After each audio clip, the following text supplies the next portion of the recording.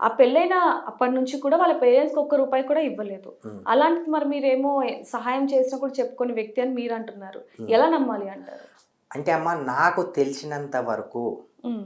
వాళ్ళ ఇంట్లో ఒక్క రూపాయి కూడా ఇయ్యలేదు అంటే నేనైతే నమ్మను. ఇప్పుడు ఫర్ ఎగ్జాంపుల్ సరే ఒక్క రూపాయి కూడా ఇయ్యలేదు అంటే మరి వాళ్ళ ఇంటిని ఒకప్పుడు మ్యారేజ్ అయిపోయిన తర్వాత ఇద్దరు పిల్లలు, వాళ్ళ వైఫు ఎప్పుడు వాళ్ళ వైఫ్‌తో బాండింగ్ చాలా బాగుండేది. నా ముందే మాట్లాడేటోడు. పిల్లలతో కూడా చాలా బాగుండేటోడు. మరి ఇల్లెలా నడిచిందంటావమ్మా? హ్మ్.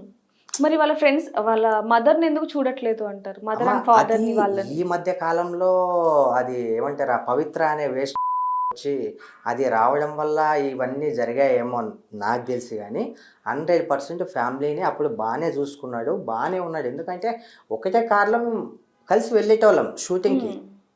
నాకు తెలుసు. వ్యక్తిగతంగా చాలా మంచి వ్యక్తి చందు.